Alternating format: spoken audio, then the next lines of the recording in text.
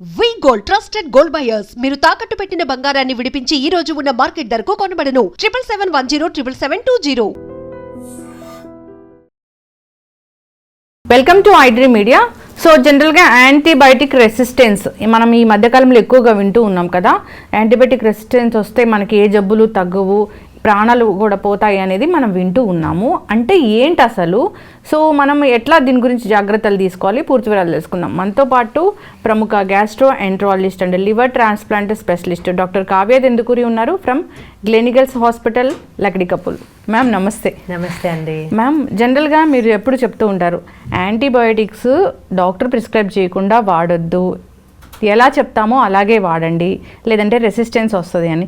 ఇప్పుడు అదే టాపిక్ చాలా మంది మాట్లాడుకుంటూ ఉన్నారు, మందులు పనిచేయట్లేదని. ఏంటి మేము అసలు అది? సో బేసిక్లీ చాలామంది మీరు ఇప్పుడు అన్నట్టు యాంటీబయాటిక్ రెసిస్టెన్స్ అంటే మందులు పనిచేయకపోవటం మాత్రమే అనుకుంటారు. కానీ ఏంటంటే యాంటీబయాటిక్ రెసిస్టెన్స్ అంటే ఏంటంటే ఇప్పుడు చిన్నగా ఉన్న ఒక వ్యాధి కానివ్వండి, డిసీజ్ కానివ్వండి, ఇన్ఫెక్షన్ కానివ్వండి, దానికి మనం ప్రతి ఒక్క యాంటీబయాటిక్కి ఇంత డోస్ ఇవ్వాలి, ఇన్ని రోజులు ఇవ్వాలి అనేది ఉంటుంది. కానీ జనరల్గా అంతసేపు మనం కానీ ఎప్పుడు ఇవ్వాలి అనేది కూడా చాలా ఇంపార్టెంట్. ఇప్పుడు నార్మల్గా ఫీవర్ వచ్చేసింది, అందరూ ఓకే నేను ఆఫీస్కి వెళ్తున్నాను, నేను ట్రావెల్కి వెళ్తున్నాను, నేను హాలిడేకి వెళ్తున్నాను, నేను స్ప్రెడ్ చేయకూడదు అనుకుంటా అవసరం కన్నా ముందే వాడేస్తున్నారు యాంటీబయాటిక్ యూసేజ్ అనేది. అది ఎందుకంటే ఇండియాలో over the counter supply of antibiotics చాలా ఈజీగా దొరుకుతుంది. ప్లస్ ముందు ఇలాగే ఫ్యామిలీ మెంబర్స్కో ఫ్రెండ్స్కో ఒక సోర్ త్రోటో ఇన్ఫెక్షనో వేరేదన్నా వచ్చింది అనుకోండి, వాళ్ళ ప్రిస్క్రిప్షన్ ఉంటుంది, నాకు కూడా అదే ఉండిందిరా, నాకు కూడా ఇదే ఉండిందమ్మా అని చెప్పిన వాళ్ళు ఆ ప్రిస్క్రిప్షన్ వీళ్ళకి ఇది కరెక్టా కాదా, అసలు వీళ్ళకి ఇది అవసరమా లేదా అని చూసుకోకుండా ఓల్డ్ ప్రిస్క్రిప్షన్స్ వాళ్ళదైనా వేరే వాళ్ళదైనా అసలు ఇన్ఫెక్షన్ ఏంటి అని తెలియకుండా వాడటం అనేది చాలా ఇంక్రీజ్ అయిపోయింది. ఒకటేంటంటే అవసరం ఉందా లేదా చూసుకోకుండా, రెండు ఏంటంటే ఇప్పుడు యాంటీబయాటిక్ తీసుకోగానే జనరలీ ఒక 5 days డోస్ ఇవ్వాలనుకోండి, పొద్దున్న సాయంత్రం, 3వ డోస్కో 4వ డోస్కో మంచిగా అయిపోగానే దే ఫీల్ గుడ్ కాబట్టి 3rd day నుంచి ఆపేస్తారు. సో 3rd 4th day కూడా బాగున్నా కూడా తీసుకోవాలి. అప్పుడే మన బాడీకి మన ఇమ్యూనిటీ దీనికి రెసిస్టెన్స్ కాకుండా చూసుకుంటుంది. అలా చేయకుండా ఓకే 3వ రోజు బాగుంది, సరే ఈ రోజు నేను అసలు కొంతమంది ఆ థాట్తోనే వెళ్తారు, ఇది 5 రోజులు తీసుకోమన్నారా, 3rd day I will feel good, నేను ఇక్కడితో ఆపేస్తాను. ఆ కంప్లీట్ చేయాలి కోర్స్, అసలు మనకి ఇది అవసరమా అనేది ఆలోచించట్లేదు. సెకండ్ థింగ్ ఏంటంటే యాంటీబయాటిక్ రెసిస్టెన్స్ అంటే ఏంటంటే, ఫస్ట్ ఏంటంటే చిన్న ఇన్ఫెక్షన్స్కి మనకి ఫస్ట్ ఆఫ్ ఆల్ యాంటీబయాటిక్ అవసరం ఉందా లేదా అది ఎవరు చెప్పగలరు? మీకున్న పర్టికులర్ ఇన్ఫెక్షన్ని బట్టి అది జనరలా, సీజనలా, వైరల్లా, బ్యాక్టీరియలా అని ఎగ్జామినేషన్ హిస్టరీ తర్వాత ఒక డాక్టర్ చెప్పగలరు. ఫార్మసీ వాళ్ళు చెప్పలేరు. ఓవర్ ద కౌంటర్ వెళ్ళి నాకు ఇది ఉంది అంటే వాళ్ళు చెప్పలేరు. సో ఖచ్చితంగా ఒక డాక్టర్ విజిట్ అనేది అవసరం. సెకండ్ థింగ్ ఏంటంటే యాంటీబయాటిక్ యూసేజ్ తర్వాత మధ్యగానే ఆపేసినందుకు ఇప్పుడు 3 types థింగ్స్ ఉంటాయి. ఒకటి ఏంటంటే ఒక యాంటీబయాటిక్ డైరెక్ట్గా లివర్ని హెపటోటాక్సిక్ అంటే లివర్కి డైరెక్ట్గా టాక్సిసిటీని ప్రొడ్యూస్ చేయొచ్చు. అంటే ఏంటంటే ఆ యాంటీబయాటిక్ వల్ల లివర్ సెల్స్కి హామ్ అవ్వచ్చు. ఓకే, దానివల్ల మనం కరెక్ట్గా తీసుకుంటున్నామా లేదా, ఎందుకంటే డైరెక్ట్గా లివర్లోంచి పాస్ అవుతుంది కాబట్టి. సెకండ్ థింగ్ ఏంటంటే యాంటీబయాటిక్స్ అనేది మన ఇమ్యూనిటీ వల్ల కూడా మనకి ప్రాబ్లమ్స్ రావచ్చు. అంటే ఈ యాంటీబయాటిక్స్కి ఇమ్యూనిటీ అటాక్ చేసి లివర్ని అటాక్ చేయమని చెప్తుంది. ఓకే, ఇది ఇమ్యూన్ మీడియేటెడ్ ప్రాబ్లమ్ అని మనం చెప్పుకోవచ్చు. థర్డ్ ఏంటంటే కొన్ని యాంటీబయాటిక్స్ బిలిరుబిన్ని సరిగ్గా ఫ్లో అవ్వనివ్వకుండా, బైల్ జ్యూస్ని సరిగ్గా ఫ్లో అవ్వనివ్వకుండా దానివల్ల వచ్చే జాండిస్ ఉంటుంది. సో బేసిక్గా అన్నీ ఒకే రకంగా యాక్ట్ చేయవు. ఏ యాంటీబయాటిక్ దేనికి పనిచేస్తుంది, అది డైరెక్ట్గా లివర్ని యాక్ట్ చేస్తుందా, లేదా ఇది ఇమ్యూనిటీ మీద ఇది వచ్చి దానివల్ల లివర్ ఎఫెక్ట్ అవుతుందా, లేదా దీనివల్ల అబ్స్ట్రక్టివ్ జాండిస్ వస్తుందా. కొంతమందికి ఆపేసిన వెంటనే జాండిస్ వస్తుంది, దానివల్ల వాళ్ళు ఏమనుకుంటారు, ఇది వేరేది అని అనుకుంటారు, యాంటీబయాటిక్ వల్ల రాలేదేమో అని అనుకుంటారు. కానీ చాలా మట్టుకు తెలిసిన నోన్ యాంటీబయాటిక్స్ లివర్ని, బైల్ జ్యూస్ని బ్లాక్ చేసే అవకాశం ఉంది. అది అందరికీ కాదు, ఆల్ ద టైం కాదు, కానీ కరెక్ట్ టైంలో ప్రిస్క్రైబ్ చేయకపోతే, అవసరం అప్పుడు ప్రిస్క్రైబ్ చేయకపోతే ఇలా అయ్యే అవకాశం ఉంది. సెకండ్ థింగ్ రెసిస్టెన్స్ అంటే ఇంకోటి కూడా, బ్యాడ్ బ్యాక్టీరియా అనేవి ఎక్కువ అవటం, గుడ్ బ్యాక్టీరియా అనేవి చనిపోవటం. ఇది చాలా చాలా ఇంపార్టెంట్. ఇప్పుడు ఈ మధ్య కాలం వస్తున్న స్టడీస్ ఏంటంటే మన బాడీ మొత్తం ఈజ్ కంప్లీట్లీ మనం ఏ డిజీజ్ వచ్చింది, ఎప్పుడు ఏమి రావచ్చు, ఎప్పుడు ఏమి రాదు వీళ్ళకి అనేది మన బాడీలో ఉన్న gut microbiota and different types of living bacteria వల్ల మనం చెప్పచ్చు వీళ్ళకి ఇది రావచ్చు, ఇది రాదు. అంత హెల్దీ బ్యాక్టీరియా ఉంది, ఆ హెల్దీ బ్యాక్టీరియా వీళ్ళ ఇమ్యూనిటీ ప్రొటెక్ట్ చేస్తుంది. ఇలా చాలా ఉంటాయి అన్నమాట. కానీ ఈ యాంటీబయాటిక్ ఓవర్ యూసేజ్ వల్ల, అవసరం లేనప్పుడు యూసేజ్ వల్ల, తీసుకోవటం కన్నా సగమే యూజ్ చేస్తున్న వల్ల గుడ్ బ్యాక్టీరియా అనేవి చచ్చిపోతున్నాయి. గుడ్ బ్యాక్టీరియా అనేవి చచ్చిపోతున్నందుకు ఏమవుతుందంటే బ్యాడ్ బ్యాక్టీరియా పెరుగుతుంది. బ్యాడ్ బ్యాక్టీరియా పెరిగినప్పుడు మనం మళ్ళీ ఈ యాంటీబయాటిక్ యూజ్ చేసినప్పుడు body is very very intelligent. Okay, ఇది లాస్ట్ టైం పనిచేసింది, ఓవర్ పీరియడ్ ఆఫ్ టైం ఇదేంటో ఆ కెమికల్ కాంపోజిషన్ బాడీకి అర్థమైపోతుంది, మూడోసారి పని చేయకుండా పోతుంది. సో అవసరం ఉన్న చిన్న సిచ్యువేషన్కి మనం దానికన్నా నెక్స్ట్ హయ్యర్ యాంటీబయాటిక్ యూజ్ చేయాల్సి వస్తుంది. సో మళ్ళీ హయ్యర్ యాంటీబయాటిక్ వల్ల ఎక్కువ డోసేజ్, ఎక్కువ టాక్సిసిటీ, ఎక్కువ సైడ్ ఎఫెక్ట్స్. సో మీరు స్టార్టింగే అసలు అవసరం ఉందా, ఎన్ని రోజులు తీసుకోవాలని డాక్టర్ కన్సల్టేషన్ తర్వాత full completion of antibiotic course అనేది చాలా ఇంపార్టెంట్.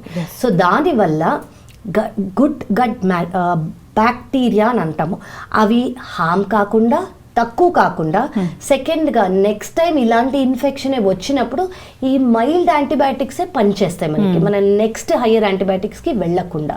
ఇలాగే ఇవి మనం చిన్న వాటికి వాడుతున్నాం. కొంతమందికి సర్జరీస్ అవసరం పడతాయి. ఈ సర్జరీస్కి ఇప్పుడు వాళ్ళు ఇలాగే ఓవర్ ద కౌంటర్ యాంటీబయాటిక్స్ తీసేసుకున్నారనుకోండి, రేపు పొద్దున సర్జరీ జరిగింది, సర్జరీ అప్పుడు యాంటీబయాటిక్స్ అవసరం, సర్జరీ అప్పుడు మైల్డ్ ఇన్ఫెక్షన్ వచ్చింది అనుకోండి, అప్పుడు ఈ యాంటీబయాటిక్ పనిచేయదు వాళ్ళకి, మళ్ళీ వాళ్ళకి నెక్స్ట్ యాంటీబయాటిక్, హయ్యర్ యాంటీబయాటిక్ వెళ్ళాలి. సో ఇలా దీస్ ఆర్ స్మాల్ థింగ్స్. అంటే ఓకే దొరికేసింది కదా, ఓవర్ ద కౌంటర్ అవైలబుల్ కదా, వేరే వాళ్ళు వాడారు కదా అని డాక్టర్ని కన్సల్ట్ చేయకుండా తీసుకుంటున్నప్పుడు వచ్చే హార్మ్ఫుల్ ఎఫెక్ట్స్ ఇవి. సో ఎస్, రెసిస్టెన్స్ అనేది ఈ పర్టిక్యులర్ టాబ్లెట్ యాంటీబయాటిక్ పని చేయటమే కాదు, దానివల్ల మనం నెక్స్ట్ యాంటీబయాటిక్, హయ్యర్ డోస్ ఎక్కువ రోజులు తీసుకోవాల్సి వస్తుంది ఫర్ వెరీ మైల్డ్ ఇన్ఫెక్షన్. రేపు పొద్దున ఇది కూడా సరిగా చేయకపోతే ఇంకా హయ్యెస్ట్ యాంటీబయాటిక్ వెళ్ళాల్సి వస్తుంది. దానివల్ల బాడీలో ఆర్గన్స్, లివరే కాకుండా కిడ్నీ అలాంటివి చాలా కూడా ఎఫెక్ట్ అవుతాయి. ఎస్, చక్కగా చెప్పారు మ్యామ్. మీరు ఒక పెద్ద ఫిజిషియన్, లివర్ ట్రాన్స్ప్లాంట్స్ చేస్తూ ఉంటారు, అంతేకాదు గట్ హెల్త్ గురించి ఎప్పుడు మాకు చెప్తూ ఉంటారు. అంటే మీకు ఎంత టఫ్ జాబ్గా అనిపిస్తుంది ఈ యాంటీబయాటిక్ రెసిస్టెన్స్ వచ్చిన పేషెంట్స్ని చూస్తే?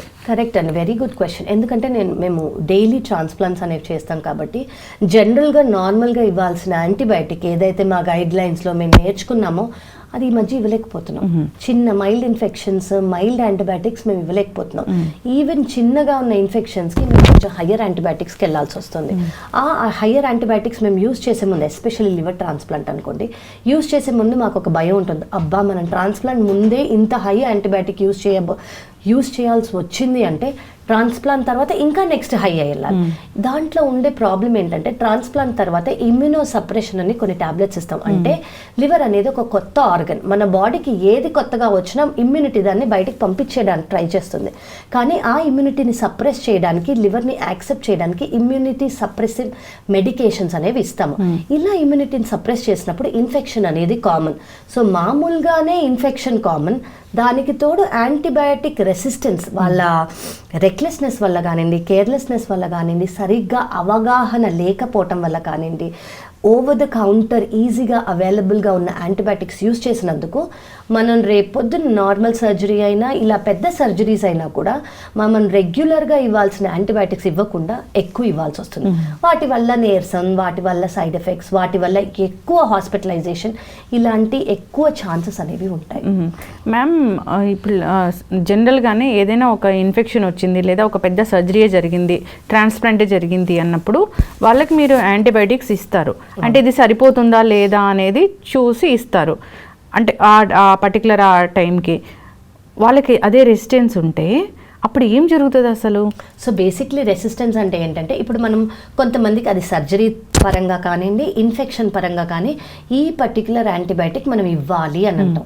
జనరలీ దానికి ఇప్పుడు ఇన్ఫెక్షన్ ఉంది అనుకోండి, టోటల్ కౌంట్ ఒక 30,000 అయింది ఆ పేషెంట్కి, అంటే చాలా ఎక్కువ ఇన్ఫెక్షన్ అయినట్టు. జనరల్గా మనం ఇవ్వాల్సిన యాంటీబయాటిక్ ఇచ్చినప్పుడు ఈ పర్టికులర్ ఇన్ఫెక్షన్కి వాళ్ళ ఫీవర్ తగ్గుతుంది, మేము వాళ్ళ క్లినికలీ వాళ్ళ హార్ట్ రేట్ కానివ్వండి, ఫీవర్ కానివ్వండి, వాళ్ళ బలహీనం కానివ్వండి, అవన్నీ ఇంప్రూవ్ అవుతున్నతో పాటు కొన్ని బ్లడ్ టెస్ట్లు కూడా ఉంటాయి. టోటల్ కౌంట్ అని కానివ్వండి, ప్రోకాల్సిటోనిన్ అని కానివ్వండి, ఇవి తగ్గుముఖంలోకి రావాలి. జనరలీ ఇన్ఫెక్షన్ తగ్గుతోంది అంటే, కానీ ఈ ఇన్ఫెక్షన్కి ఈ యాంటీబయాటిక్ అనేది సరిపోలేదు అని తెలిసినప్పుడు మనం నెక్స్ట్ యాంటీబయాటిక్ ఇవ్వాలి. కానీ ఇప్పుడు దీంట్లో మీకు తెలియాల్సింది ఏంటంటే, ఇప్పుడు మనకి ఎన్నో ఏళ్లగా ఉన్నది ఏంటంటే, ఇప్పుడు ఒక పర్టికులర్ ఇన్ఫెక్షన్ వచ్చినప్పుడు సెన్సిటివిటీ ప్యానల్ అనేది ఉంటుంది. ఇప్పుడు ఈ పర్టికులర్ యూరినరీ ట్రాక్ట్ ఇన్ఫెక్షన్ వచ్చింది అనుకోండి, ఏ యాంటీబయాటిక్ ఈ ఇన్ఫెక్షన్ని ట్రీట్ చేస్తుంది, ఏ యాంటీబయాటిక్ ఈ ఇన్ఫెక్షన్ని ట్రీట్ చేయదు అని క్లియర్గా మాకు ఒక ప్యానల్ వచ్చేస్తుంది. ఆ ప్యానల్లో మాకు అర్థమయ్యేది ఏంటంటే, అబ్బా నార్మల్వి ఈయనకి పనికిరావు, రెసిస్టెన్స్ ఉన్న వాళ్ళకి, సో ఆటోమేటిక్గా మేము హై ఎండే ఇవ్వాల్సి వస్తుంది. సో దానివల్ల కాస్ట్ అండి, అంటే చాలా మందికి అడ్మిషన్ ఒక ప్రాబ్లమ్, ఒక సర్జరీ అంటేనే పెద్ద కాస్ట్. దాంతోపాటు వాళ్ళకి బర్డెన్ అనేది, స్ట్రెస్ ఎలా ఉంటుంది అదంతా. దాంతోపాటు ఈ హయ్యర్ యాంటీబయాటిక్స్ యూస్ చేయాల్సిన వచ్చింది, ఒకటి కామన్గా మనం యూస్ చేయాల్సి వచ్చిందంటే ఓకే, కానీ యాంటీబయాటిక్ రెసిస్టెన్స్ వీళ్ళ పాస్ట్ హిస్టరీ వల్ల మనకి యాంటీబయాటిక్ రెసిస్టెన్స్ వచ్చింది, ఓవర్ యూసేజ్ వల్ల వచ్చింది అనుకోండి, హయ్యర్ యాంటీబయాటిక్స్ ఇంకా కాస్ట్లీగా ఉంటాయి. అది మళ్ళీ వాళ్ళ ఫైనాన్షియల్ బర్డెన్ మీద పడుతుంది.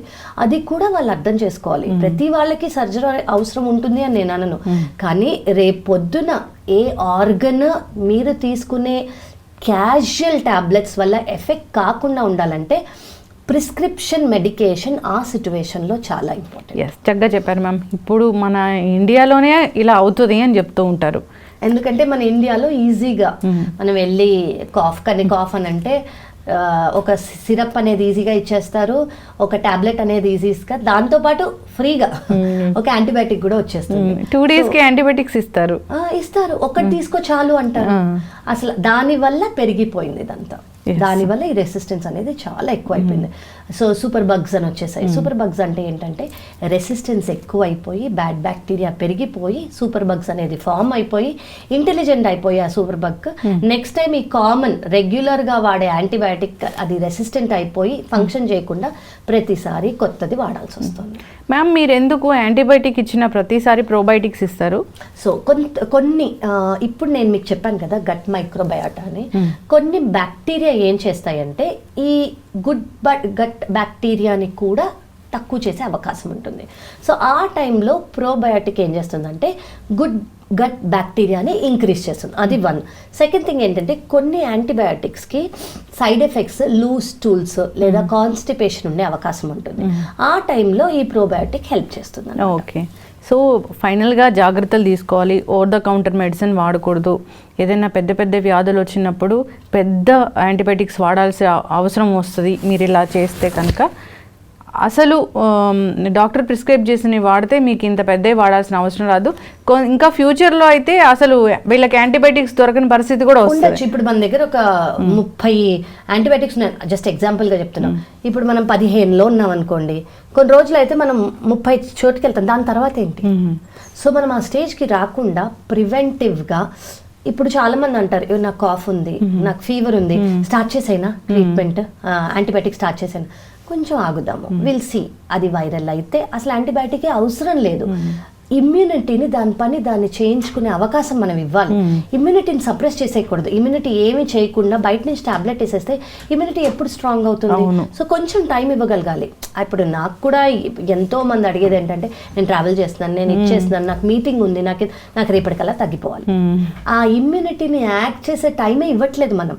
ఇప్పుడు యాంటీబయాటిక్ ఇవ్వలేదంటే యాంటీబయాటిక్ ఎందుకు ఇవ్వలేదు నాకు అన్న ఫీలింగ్ వాళ్ళకి. సో యాక్చువల్లీ న్యాచురల్గా మీ ఇమ్యూనిటీనే ఒక యాంటీబయాటిక్. ఆ ఇమ్యూనిటీని కొంచెం యాక్ట్ చేయనియండి. అవసరం ఉండదు మీకు బేసిక్ ఇన్ఫెక్షన్స్కి యాంటీబయాటిక్స్ అనేది.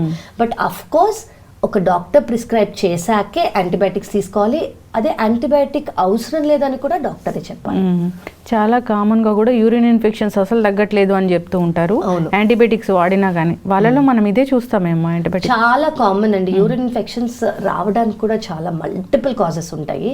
సో యూరిన్ ఇన్ఫెక్షన్ అనేది కామన్ కాబట్టి చాలా మంది ఈ పాటికి ఎన్నో టాబ్లెట్స్ తీసేసుకుని ఉంటారు. సో మనం ఒక్కొక్క స్టేజ్ దాటుతూ ఇప్పుడు ఇంకా ఎక్కువ higher antibiotics, higher dose power ఉన్నది ఇవ్వాల్సి వస్తుంది. చాలా చక్కటి ఇన్ఫర్మేషన్ మ్యామ్. అందరూ కూడా దీని మీద అవగాహన అయితే కలిగి ఉండాలి. డాక్టర్ చెప్పకుండా యాంటీబయాటిక్సే కదా అసలు ఏ మెడిసిన్ కూడా వాడకూడదు. Correct అండి. సో న్యాచురల్ ఇమ్యూనిటీ అన్నారు, అంటే ఏదైనా ఒక ఇన్ఫెక్షన్ వస్తే ఒక 2 days వరకు మీరు వెయిట్ చేయండి, ఫైట్ చేస్తుంది అని. అదే మనకు ఒక వ్యాక్సిన్ లాగా పనిచేస్తుంది. Correct, సో డాక్టర్ చెప్పిన పద్ధతులు పాటించాలి, యాంటీబయాటిక్స్ అనవసరంగా యూస్ చేయకూడదని అందరికీ చెప్తాం మ్యామ్. చాలా చక్కటి ఇన్ఫర్మేషన్, ఫాలో అవ్వాలి. ధన్యవాదాలు. థ్యాంక్ యూ అండి.